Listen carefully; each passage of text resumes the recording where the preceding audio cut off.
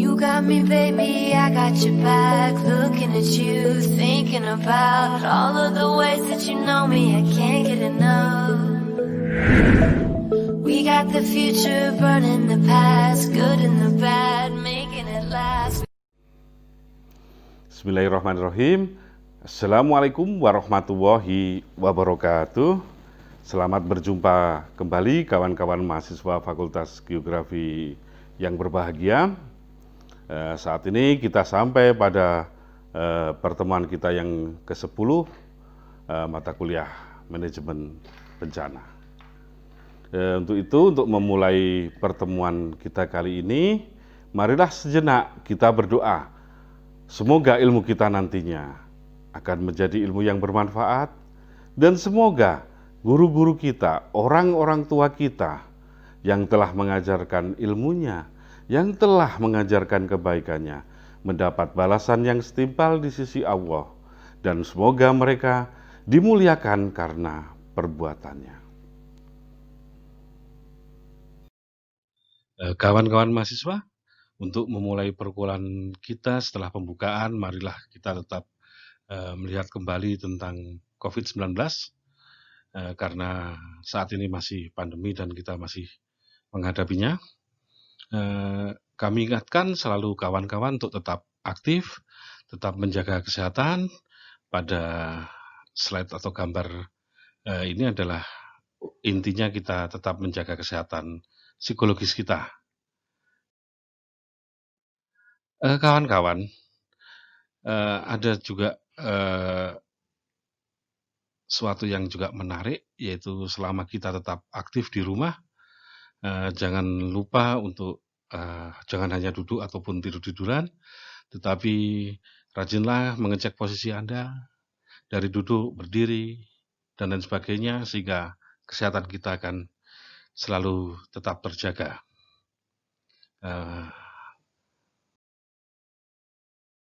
Kita masuk ke materi kita, pertemuan yang ke-10. Tujuan dari perkuliahan kita kali ini adalah kawan-kawan mahasiswa mampu memahami pengkajian resiko bencana berbasiskan sistem informasi geografis atau SIG. Kita masuk ke konsepsi tentang pengkajian resiko bencana. Pengkajian resiko bencana merupakan sebuah pendekatan untuk memperlihatkan potensi dampak negatif yang mungkin timbul akibat suatu potensi bencana yang melanda. Potensi dampak negatif yang timbul dihitung berdasarkan tingkat kerentanan dan kapasitas kawasan tersebut. Potensi dampak negatif ini dilihat dari potensi jumlah jiwa yang terpapar, kerugian harta benda, dan kerusakan lingkungan. Kawan-kawan, konsepsi pengkajian selalu didasarkan pada rumus resiko bencana. Masih ingat kan rumus resiko bencana? Seperti yang dapat kita saksikan. Konsepsi pengkajian resiko bencana merupakan upaya pengkajian resiko bencana. Pada dasarnya adalah menentukan besaran 3 komponen resiko tersebut dan menyajikannya dalam bentuk spasial maupun non-spasial agar mudah untuk dimengerti.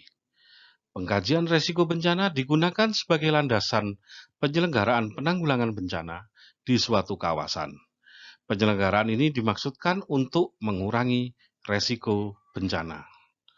Upaya pengurangan resiko bencana yang pertama adalah memperkecil ancaman kawasan, yang kedua mengurangi kerentanan kawasan yang terancam, dan yang ketiga adalah meningkatkan kapasitas kawasan yang terancam.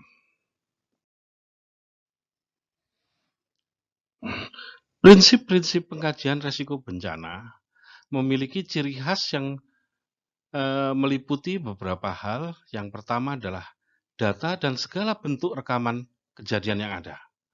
Yang kedua, integrasi analisis probabilitas kejadian bencana dari para ahli dengan kearifan lokal masyarakat. Yang ketiga, kemampuan untuk menghitung potensi jumlah jiwa terpapar, kerugian harta benda, dan kerusakan lingkungan. Sedangkan yang keempat adalah kemampuan untuk diterjemahkan menjadi kebijakan pengurangan resiko bencana. Pengkajian resiko bencana dapat dilaksanakan oleh lembaga manapun, di antaranya adalah akademisi, dunia usaha, LSM, ataupun organisasi yang lain, dengan syarat asal tetap di bawah tanggung jawab pemerintah dan pemerintah daerah dengan menggunakan metode yang telah ditetapkan oleh BNPB. Prasyarat umum pengkajian bencana meliputi beberapa hal. Yang pertama, memenuhi aturan tingkat kedetailan analisis. Kedalaman analisis di tingkat nasional minimal hingga kabupaten ataupun kota, sedangkan unit analisis pada tingkat provinsi minimal hingga kecamatan, dan pada tingkat kabupaten ataupun kota minimal hingga tingkat kelurahan, desa, kampung, atau nagari. Yang kedua, skala peta untuk provinsi minimal adalah 1:250.000. Untuk kabupaten kota di Pulau Sumatera, Kalimantan, dan Sulawesi, skala minimal yang diharapkan adalah 1:50.000. Sedangkan untuk kabupaten kota di Pulau Jawa dan Nusa Tenggara, minimal menggunakan skala 1:25.000. Yang ketiga, mampu menghitung jumlah jiwa terpapar dalam besaran jiwa. Kemudian yang keempat, mampu menghitung nilai kerugian harta benda dan kerusakan lingkungan dalam besaran rupiah. Yang kelima, menggunakan 3 kelas interval, yaitu tinggi, sedang, dan rendah.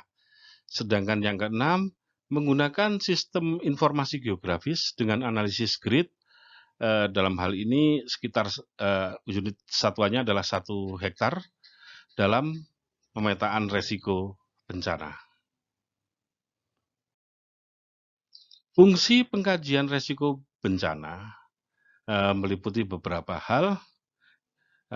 Pada tataran pemerintah digunakan sebagai dasar untuk menyusun kebijakan penanggulangan bencana yang merupakan mekanisme untuk mengarus utamakan penanggulangan bencana dalam rencana pembangunan. Berikutnya, pada tatanan mitra pemerintah digunakan sebagai dasar untuk melakukan aksi pendampingan maupun intervensi teknis langsung ke komunitas terpapar untuk mengurangi resiko bencana. Pendampingan dan intervensi para mitra ini harus dilaksanakan dengan berkoordinasi dan tersinkronisasi terlebih dahulu dengan program pemerintah dalam penyelenggaraan penanggulangan bencana. Kemudian pada tatanan masyarakat umum, fungsi pengkajian risiko bencana digunakan sebagai salah satu dasar untuk menyusun aksi praktis dalam rangka kesiapsiagaan seperti menyusun rencana dan jalur evakuasi, pengambilan keputusan daerah tempat tinggal, dan sebagainya. Dan kita beranjak ke peta risiko bencana dan sistem informasi geografis. Peta risiko bencana adalah gambaran tingkat risiko bencana suatu daerah secara spasial dan non-spasial berdasarkan kajian risiko bencana suatu daerah. Kemudian peta risiko bencana merupakan overlay atau penggabungan dari peta ancaman, peta kerentanan, dan peta kapasitas. Peta-peta tersebut diperoleh dari berbagai indeks yang dihitung dari data-data dan metode perhitungan tersendiri. Dapat kita lihat pada gambar ini, layer-layer peta risiko bencana terdiri dari peta ancaman, peta kerentanan, dan peta kapasitas. Kemudian komponen peta risiko bencana pada peta ancaman terdiri dari komponen-komponen kemungkinan terjadinya bencana dan besaran dampak yang tercatat. Pada peta kerentanan terdiri dari komponen ekonomi, fisik, lingkungan, dan sosial budaya. Kemudian pada peta kapasitas terdiri dari komponen kelembagaan, peringatan dini, pendidikan, mitigasi, dan kesiapsiagaan. Selanjutnya kita menginjak ke kepentingan peta dan data. Pada saat ini masih banyak beredar atau terbit peta dan data dasar dalam berbagai versi. Hal ini tentunya akan menyebabkan banyak variasi pekerjaan dan membingungkan dalam penyusunan peta kajian resiko bencana, apalagi nanti dalam masalah analisisnya. Berkaitan dengan hal ini diperlukan aturan tentang satu peta, satu data. Yang aturan ini tertuang dalam Rencana Induk Penanggulangan Bencana yang telah diterbitkan oleh buku ini diterbitkan oleh BNPB pada tahun 2020. Keterbukaan informasi dan data kiranya juga menjadi kepentingan nasional dalam penanggulangan bencana. Ego sektoral baik terhadap data maupun bidang keilmuan dapat menjadi penghambat penanggulangan bencana. Ingat bahwa bencana adalah urusan yang menyangkut semua keilmuan, yang bersama-sama keilmuan tersebut akan mendukung penanggulangan bencana. Peta dalam kebencanaan itu meliputi beberapa hal. Hal ini dikemukakan oleh Hermon pada tahun 2015 pada bukunya Geografi Bencana Alam. Yang pertama adalah memantau luas wilayah bencana alam. Daerah terdampak dapat dideteksi dari citra penginderaan jauh. Identifikasi, monitoring, dan evaluasi dimudahkan dengan SIG dan perkembangan teknologi. Kemudian pencegahan terhadap bencana alam pada masa yang mendatang. Persebaran daerah rawan bencana dipresentasikan melalui peta dapat dijadikan dasar perencanaan pembangunan suatu wilayah. Kemudian menyusun rencana redevelopment daerah bencana. Peta sangat bermanfaat dalam hal ini pada upaya pemulihan atau masa pasca bencana.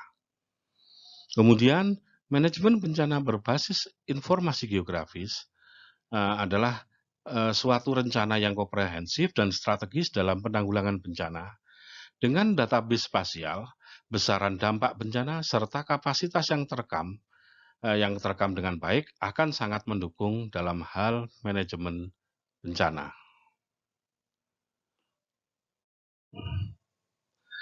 Kemudian sistem informasi geografis untuk perencanaan dan pengambilan keputusan. Kawan-kawan, sejarah perkembangan ilmu geografi salah satunya dimulai dengan ilmu geografi digunakan untuk melakukan perencanaan atau mengambil keputusan menyangkut berbagai kondisi permukaan bumi. Perencanaan dan pengambilan keputusan tersebut dan saat itu masih terbatas pada perjalanan dagang, baik darat dan laut, kemudian kepemilikan lahan atau persil, serta untuk kepentingan perang. Ini pada waktu itu ya perkembangan ilmu geografi. Sedangkan dewasa ini, SIG menjadi alat yang sangat penting pada perencanaan dan pengambilan keputusan untuk pembangunan berkelanjutan melalui analisis dan penerapan database keuangan. SIG perencanaan dan kesiapsiagaan. Kawan-kawan, perencanaan dan persiapan kumpulan data SIG dan teknologi GIS atau SIG dapat digunakan. Artinya untuk perencanaan dan persiapan ini kumpulan data memang harus sudah dipersiapkan sedini mungkin. Kemudian organisasi pelaksana, dalam hal ini organisasi pelaksana yang dapat berjalan yang baik, itu akan meliputi berbagai kegiatan termasuk di dalamnya adalah nota kesepahaman serta perjanjian kerjasama dalam hal penanggulangan bencana. Hal ini akan memudahkan nantinya untuk kolaborasi dan koordinasi antar lini pada saat kepentingan tersebut dibutuhkan baik untuk perencanaan, penanggulangan saat tanggap darurat ataupun untuk pemulihan. Kemudian SIG merupakan alat pendukung untuk kegiatan perencanaan dan persiapan. Contoh persiapan adalah misalnya pengembangan rute dan zona evakuasi atau mengembangkan skenario dan simulasi yang dapat digunakan untuk menjawab pertanyaan Bagaimana jika? Skenario dan simulasi adalah alat pelatihan dan kegiatan yang sangat penting untuk mengembangkan kapasitas dan kesiapan bencana. Hal ini SIG pada periode prabencana ini dikemukakan oleh Thomas Wensky tahun 2014 melalui bukunya Geographic Information System for Disaster Management. Kawan-kawan, kemudian Thomas Wensky juga menyampaikan beberapa kepentingan SIG pada kondisi tanggap darurat. Yang pertama adalah SIG dapat diterapkan pada berbagai fungsi dukungan darurat seperti perencanaan, sumber daya lingkungan, pertanian, dan bahkan perlindungan warisan budaya.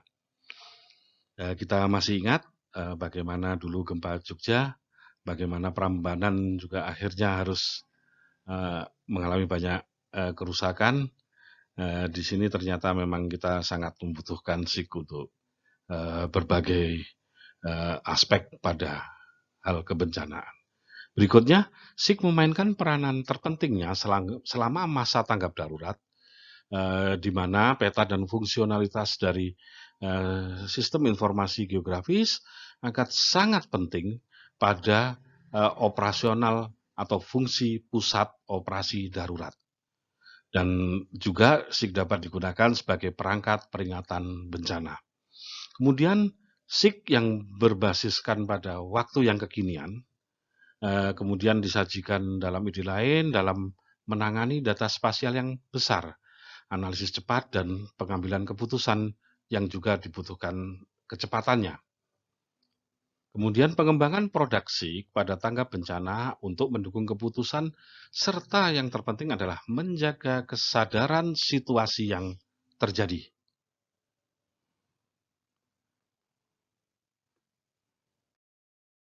Beberapa perusahaan di dunia seperti Google dan S3 kemudian menawarkan layanan yang terkait tanggap darurat yang dapat memberikan peluang untuk data SIG dan perangkat lunak secara gratis selama tanggap darurat atau selama bencana. Kemudian penggunaan kemampuan SIG seluler untuk mengumpulkan data lapangan. Hal ini mengingat tingginya visibilitas tanggap bencana di mata publik, peran publik dalam pemetaan tanggap bencana dari perspektif pemetaan krisis. Pemetaan krisis menawarkan kesempatan untuk tanggap bencana dengan mampu mengumpulkan data dalam jumlah yang besar yang dapat mengisi kesenjangan data dan informasi. Tetapi kawan-kawan, sebaliknya harus dilakukan dengan sangat hati-hati pengumpulannya karena harus dapat diandalkan dan dapat diverifikasi. Penggunaan SIG seluler ini tentunya juga akan mengakomodasi dari peran serta masyarakat untuk berpartisipasi dalam kebencanaan. Kemudian Thomas Wensky juga menyebutkan beberapa hal yang dapat dilakukan SIG pada masa pasca bencana atau pada fase pemulihan. SIG untuk pemulihan bencana meliputi pemulihan bencana jangka pendek dan jangka panjang. Pemulihan jangka pendek terkait dengan kegiatan tanggap bencana, sedangkan pemulihan jangka panjang membutuhkan komitmen dan kapasitas SIG yang berkelanjutan. Artinya memang kalau kita bisa melihat rehabilitasi akan berlangsung lebih singkat, sedangkan pada rekonstruksi membutuhkan perencanaan yang menyeluruh. Disinilah peran SIG akan sangat dibutuhkan.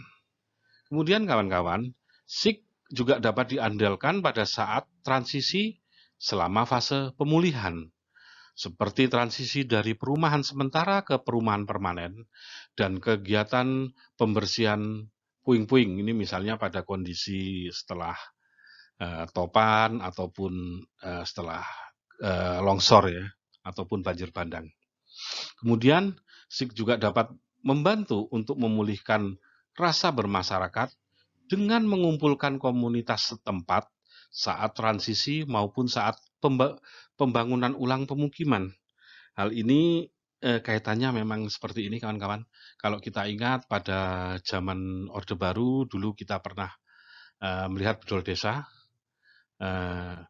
Mereka bertransmigrasi secara bedol desa, artinya RT, RW, kepala desa tetap mereka hanya pindah tempat saja, tetapi perangkat sosialnya tetap.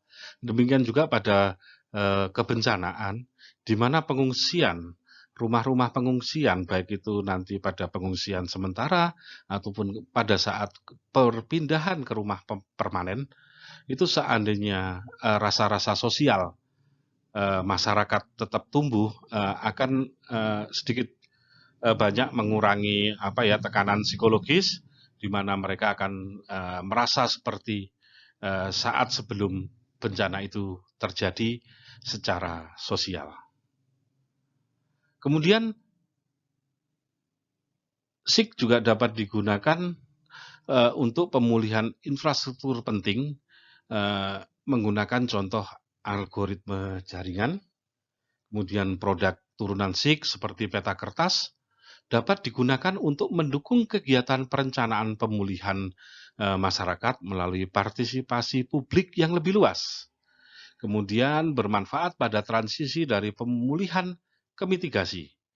Contoh, peta ketinggian banjir digunakan untuk menunjukkan dualitas antara kegiatan pemulihan dan kegiatan mitigasi seperti membangun kembali rumah yang rusak selama banjir dan untuk memastikan bahwa rumah tersebut tahan terhadap banjir di masa mendatang. Ini kawan-kawan, kita dapat menyaksikan, ini adalah salah satu contoh yang pernah terjadi di Amerika. Ini adalah gambar tahun peta 2010.